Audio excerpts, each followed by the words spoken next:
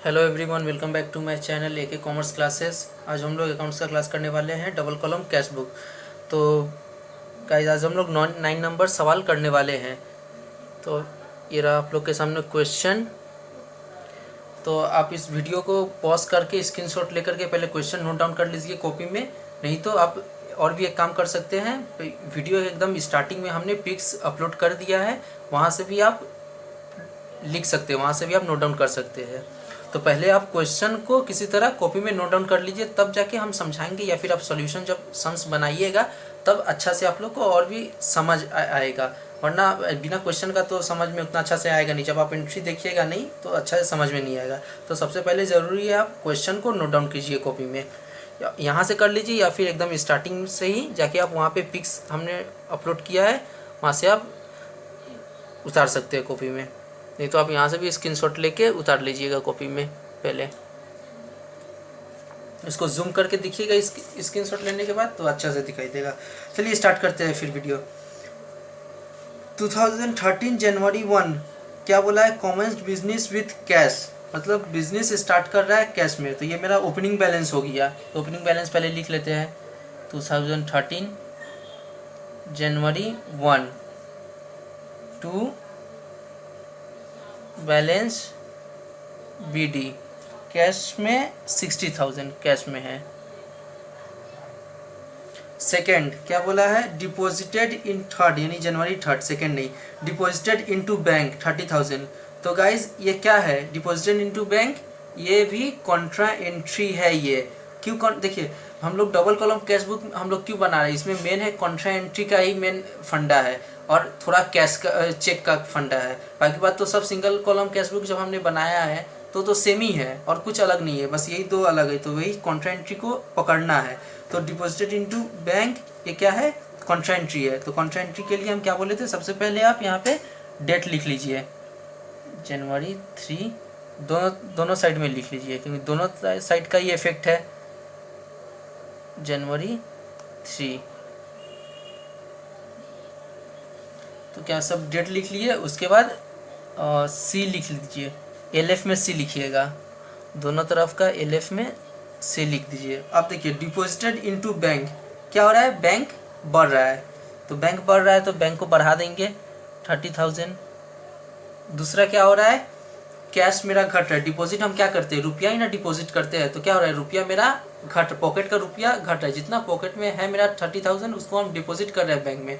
तो क्या हो रहा है? बैंक बढ़ रहा है, लेकिन क्या हो रहा है? पॉकेट का कैश मेरा घट रहा है। तो कैश घटेगा तो कैश को घटा देंगे 30,000।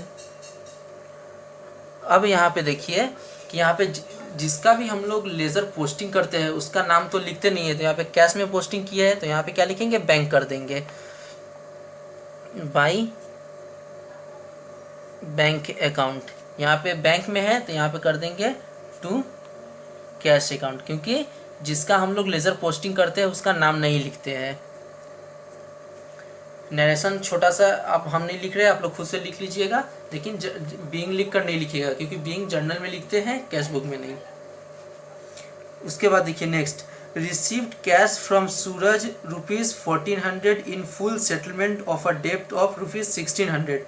ये भी इम्पोर्टेंट है, समझ लीजिए। क्या हो रहा है? यहाँ पे रिसीव कर रहे हैं, यानी रुपया आ रहा है, नो डाउट रुपया आ रहा है, लेकिन कितना आ रहा है? 1400। बाकी कितना था? 1600, मतलब 1600 उसके पास मेरा पाते थे हम लोग उससे। तो सूरज से 1600 पाते थे, लेकिन दिया कितना? 1400 in full settlement.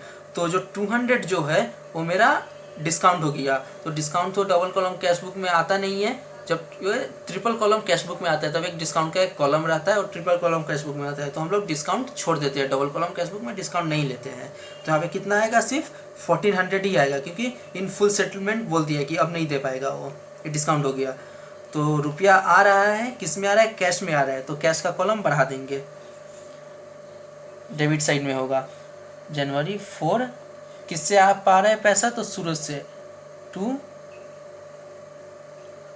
Suraj account कितना आ रहा है? 1400।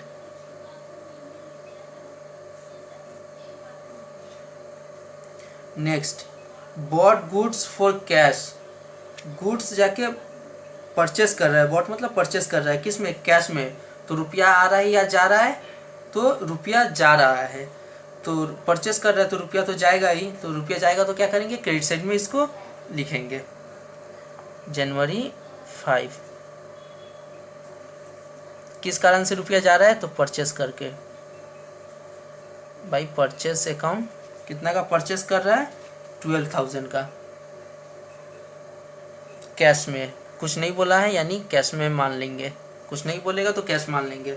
नेक्स्ट देखिए 8 तारीख को बॉट गुड्स बाय चेक, देखिए नहीं सॉरी उसके पहले कैश बोल दिया था, बाय परचेस कैश बोल दिया था, यहाँ पे क्या बोला है देखिए नीचे में इंपॉर्टेंट है, चेक में क्या बोला है, bought goods by cheque, cheque में परचेस कर रहा है, तो यहाँ पे क्या होगा, बैंक घटाएंगे, बैंक का पैसा घटेगा, यहाँ भी रुपया घट रहा है, बैंक का या फिर पॉकेट का, कहीं से भी रुपया घटेगा तो क्रेडिट साइड में हम पोस्ट करेंगे।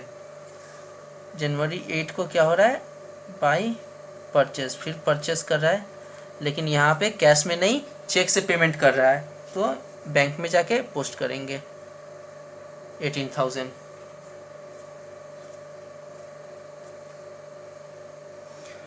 पंद्रह तारीख को क्या बोला है, sold goods for cheque ₹25,000 and deposited in the bank the same day. यहाँ पे देखिए इम्पोर्टेंट है, बोला है कि सोल्ड किया है तो उसको चेक मिला है, कितना का, 25,000 का चेक मिला है, और वो क्या किया है, चेक को जाके डिपॉजिट कर दिया है बैंक में, कब, उसी डेट को, सेम डे, उसी डेट को जाके रख दिया है बैंक में, जाके डिपॉजिट कर दिया है, तो मेरा क्या हो रहा है, बैंक बढ़ जा रहा है, तो यहाँ पे कॉन्ट्रा एंट्री नहीं होगा। 15 तारीख को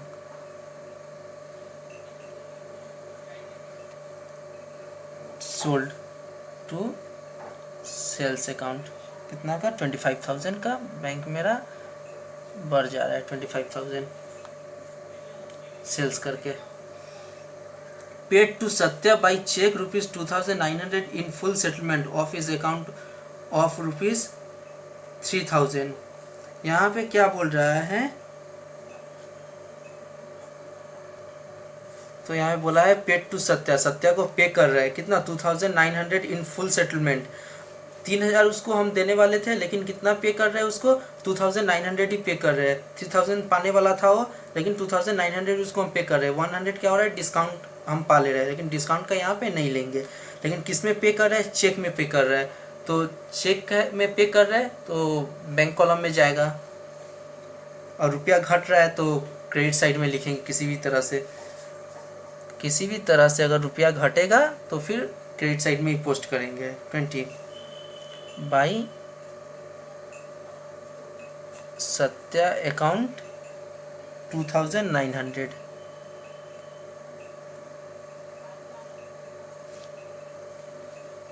next due from bank for office use, यहाँ पे देखिए 30 तारीख को ड्यू कर रहा है, बैंक से पैसा उठा रहा है, किस कारण के लिए, तो ऑफिस यूज़ के लिए बैंक से पैसा उठा रहा है, तो ये क्या है, ये कॉन्ट्रा एंट्री है, क्योंकि एक तरफ का ये बैंक घट रहा है, ड्यू कर रहा है तो बैंक घट रहा है और कैश बढ़ रहा है, दोनों तरफ इफेक्ट हो रहा है, तो ये कॉन्ट्रा एंट्री होगा।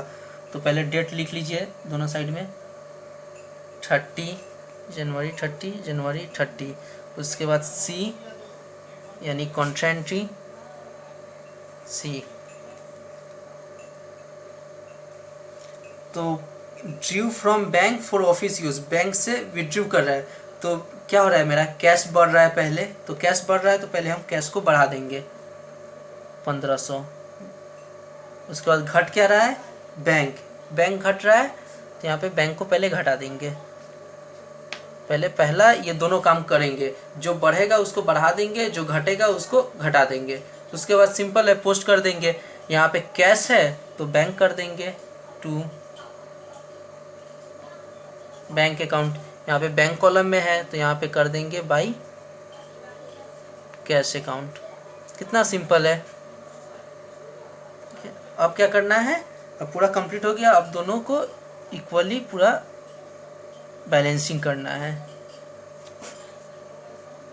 इक्वल साइड में दोनों का बैलेंस कॉलम टान लिए, उसके बाद पहले डेबिट साइड को प्लस करेंगे,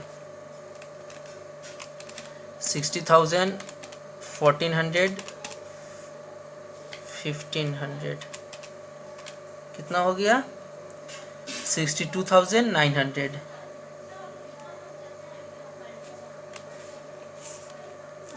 इधर में कितना है 30,000, 12,000, टोटल 62,900 मेरे पास था पॉकेट में। खर्चा किए कितना 42,000। सब्ट्रैक्शन कर देंगे 62 मतलब 20,900 पॉकेट में अभी भी है। लास्ट उस महीना का लास्ट डेट में बैलेंसिंग फिगर करते हैं बाई बैलेंस शीट। मतलब इतना रुपया पॉकेट में था, इतना एक्सपेंस करने के बाद भी इतना रुपया मेरा पॉकेट में बच गया कैश। अब बैंक में कितना था और कितना बच रहा है वो निकालेंगे। 30,000, 25,000, बैंक में कितना था 55,000 बैंक में था। खर्चा कितना कर रहा है 18,000, 2,900, 1,500 सब्ट्रैक्शन 55,000 यानी 32,600 मेरा बैंक में बचा हुआ है। इतना था, इतना एक्सपेंस करने, इतना पे करने के बाद भी इतना बैंक में अभी भी बचा है। यहाँ पे लिख देंगे 62,900, 55,000। अब यही बैलेंस कहाँ पे आ जाएगा मेरा, इसके जो मंथ में हम लोग बना रहे हैं उसके नेक्स्ट मंथ में वो मेरा ओपनिंग बैलेंस हो जाएगा। तो जनवरी था तो यहाँ पे हो जाएगा फरवरी 1 तारीख को टू बैलेंस BD, यही बैलेंस यहाँ पे आ जाएगा। अब 20,900, 32,600। तो ये कंप्लीट है गाइस सम्स। होप आप लोग को वीडियो अच्छा से समझ में आया होगा। अगर वीडियो में किसी भी तरह का अगर सम्स में आप लोग को डाउट बच गया हो तो आप हमें कमेंट सेक्शन में लिख के बता सकते हैं कि यहाँ इस जगह पे इस एंट्री हमको समझ में नहीं आया। तो हम कोशिश करेंगे आपको नेक्स्ट वीडियो में या फिर किसी भी तरह हम कोशिश करेंगे आपको कि डाउट अच्छा से हम आपको डाउट्स क्लियर कर सके, आपका डाउट्स क्लियर करने का कोशिश करेंगे। अगर वीडियो अच्छा लगा तो लाइक और शेयर करना नहीं भूलिएगा। और नेक्स्ट वीडियो में और भी सम्स हम लोग देखेंगे, बाकी सम्स। Good bye.